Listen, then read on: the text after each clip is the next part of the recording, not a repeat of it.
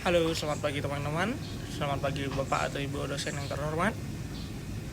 Perkenalkan, nama saya Kadek Dupana, nomor absen 9 dari kelas C sertifikat 4 Tata Hidang semester 1. Dan hari ini saya akan mempresentasikan 3 materi.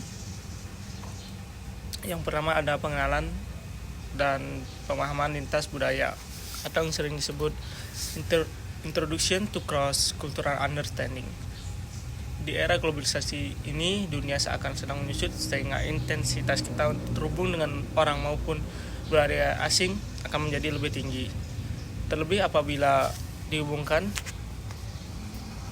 dengan keinginan kita untuk mewujudkan world class university, maka interaksi kita dengan orang lain dan budaya asing akan menjadi sering baik. Itu kerjasama akademik, penelitian bersama, dan yang paling intens adalah apabila kita melakukan tugas belajar ke luar negeri. Namun sebelum berupaya untuk memahami budaya orang lain, pemahaman atas nilai-nilai budaya sendiri merupakan persyarat untuk mengidentifikasi dan memahami nilai-nilai budaya lain. Pemahaman terhadap orang lain secara lintas budaya dan antar pribadi adalah usaha yang memerlukan keberanian sekaligus kepekaan dengan mengatasi hambatan-hambatan budaya. Maka kita akan memperoleh pemahaman dan penghargaan bagi kebutuhan, aspirasi, perasaan, dan masalah manusia. Komunikasi antar budaya adalah suatu proses mengirimkan dan menerima pesan-pesan antar orang-orang yang latar belakang budayanya dapat membawa mereka mengartikan tanda-tanda verbal dan non-verbal dengan cara yang berbeda. Ada juga jenis-jenis konteks komunikasi budaya, yaitu ada 2 jenis konteks dalam berkomunikasi, yaitu high culture context dan low culture context. Kedua jenis konteks berkomunikasi tersebut dapat diterangkan berikut. Yang A ada high context culture dengan konteks tinggi budaya. Budaya ini sangat bergantung pada isyarat nonverbal dan halus dalam komunikasi. Apa yang belum disampaikan belum tentu makna seperti yang terungkapnya atau yang sebenarnya. Dalam budaya Jawa, hal seperti ini sangat sering digunakan orang berkomunikasi tanpa senepa, isyarat, mata, bahasa, tubuh, dan lain-lain. Yang kedua ada low context culture atau budaya dengan konteks rendah, yaitu budaya yang ini sangat bergantung pada kata-kata untuk menyampaikan makna dalam komunikasi.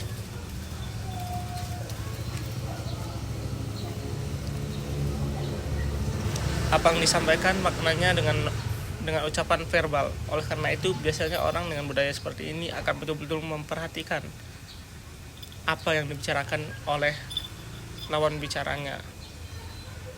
Variasi komunikasi antar budaya. Komunikasi verbal. Yang pertama ada komunikasi verbal.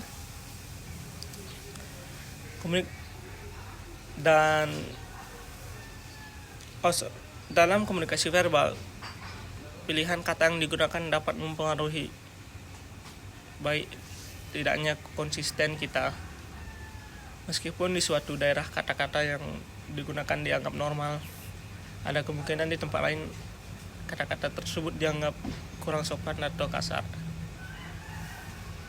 sehingga ada kemungkinan akan menyebabkan ketersinggungan. Yang kedua ada non-verbal.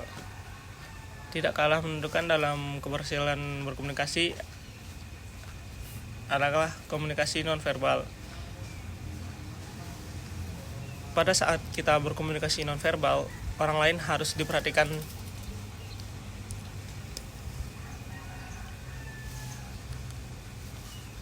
ruang pribadi. Beberapa kebudayaan tidak suka apabila kita berbicara terlalu dekat jaraknya, sementara yang lain lebih suka kalau saling berdekatan. Sentuhan. Sentuhan di beberapa bagian tubuh merupakan penghinaan bagi beberapa budaya. Dan sekarang kita akan lanjut ke kultur syok atau gegar budaya. Kultur syok atau gegar budaya adalah satu hal yang juga perlu diperhatikan ketika seseorang atau dosen akan melakukan studi lanjut ke luar negeri. Biasanya para pengamat membagi 4 tahapan timbulnya kultur syok, yaitu yang pertama ada the honeymoon phase atau fase bulan madu. Di fase ini, orang yang sedang studi tour lanjut di luar negeri biasanya merasa bahagia setibanya di negara yang baru. Yang kedua ada the persist phase atau fase krisis. Di dalam fase ini, perbedaan di negara baru mulai terasa tidak puas atau membosankan. Hal yang ini tidak pas ini biasanya berupa makanannya atau kesulitan mencari makanan yang sesuai dengan lidah kita dan kesulitan mencari bahan makanannya. Yang ketiga ada adjustment phase atau fase penyesuaian. Fase ini pentingnya karena sukses tidaknya kita melewati masa gegar budaya tergantung kemampuan untuk melakukan penyesuaiannya. Bicultural phase atau fase budaya. Setelah sukses melewati fase-fase sebelumnya, dosen yang studi lanjut di luar negeri akan mengalami fase ini. Yang bersangkutan sudah bisa merasa nyaman dan hidup dengan kebudayaan sekaligus 2 kebudayaan atau bisa menyesuaikan. Ada beberapa cara untuk mengatasi ini, yaitu untuk mengatasi kultur syok. Yang pertama ada menambah wawasan mengenai negara tujuan kuliah. Yang kedua ada mencari informasi budaya, kebiasaan hidup, olahraga yang populer di negara dengan tujuan hingga topik pembicaraan sehari-hari serta bahasa tubuh yang digunakan di negara tersebut bisa menjadi kebiasaan kita.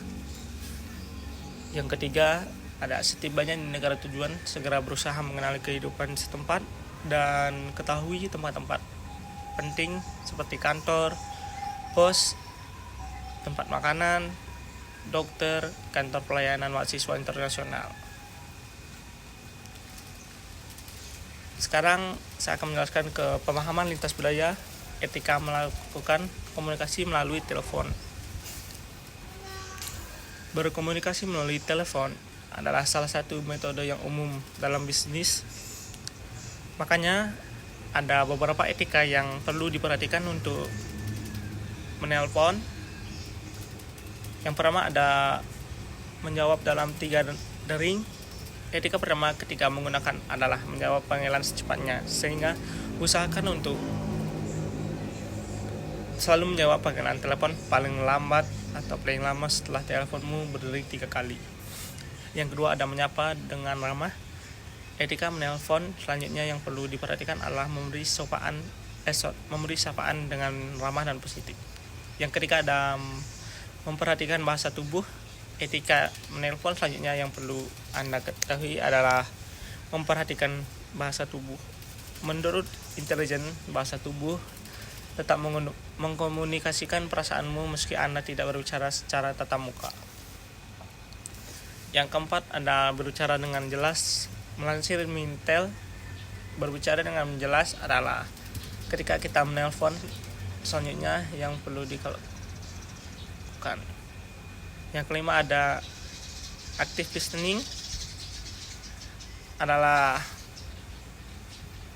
memberi perhatian penuh pada pihak menelpon. Yang keenam ada menggunakan bahasa yang tepat, menyadur HubSpot. Etika menelpon yang harus diperhatikan adalah menggunakan bahasa yang tepat. Yang ketujuh ada jujur, tidak tahu jawaban. Yang ke-8 ada menjaga nada bicara. Yang ke-9 ada meminta ingin mengalihkan telepon. Yang ke-10 ada menutup telepon dengan tepat.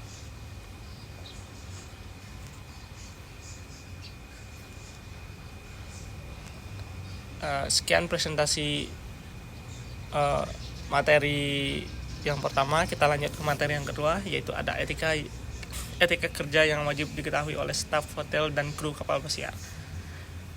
Etika kerja yang wajib diketahui oleh staf hotel dan kru kapal pesiar dalam industri perhotelan dan pelayaran, yaitu etika kerja merupakan aspek yang sangat penting. Staf hotel dan kru kapal pesiar harus mematuhi standar etika yang tinggi untuk memberikan pelayanan terbaik kepada tamu. Seperti yang pertama ada penampilan profesional. Penampilan profesional adalah hal pertama yang dilihat oleh tamu. Yang kedua ada komunikasi efektif, yaitu komunikasi yang baik sangat penting dalam industri pelayaran atau pelayanan. Yang ketiga ada kerjasama tim yang solid, sangat penting untuk memastikan operasi yang efisien. Yang keempat ada keramahan dan sikap positif. Keramahan adalah kunci dalam industri pelayanan. Yang kelima ada kedisiplinan dan ketepatan waktu. Kedisiplinan dan ketepatan waktu adalah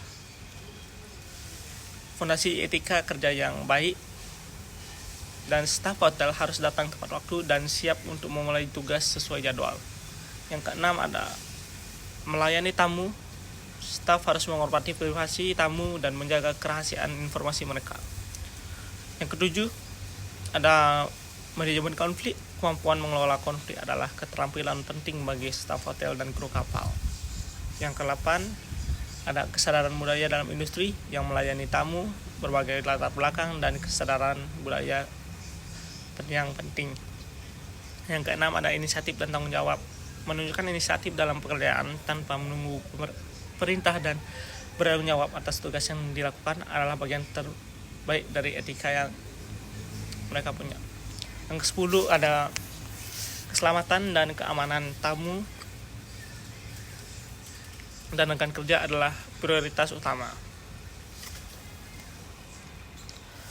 Pelayanan dan pengetahuan tentang tindakan darurat dan kesiapsiagaan adalah hal yang wajib dimiliki. Dengan mematuhi poin-poin etika kerja ini, staf hotel dan kru kapal pesiar dapat memberikan pelayanan terbaik, menciptakan pengalaman yang tak terlupakan bagi tamu dan penumpang. Etika kerja yang baik tidak hanya meningkatkan kualitas pelayanan, tetapi reputasi perusahaan dan pelayar.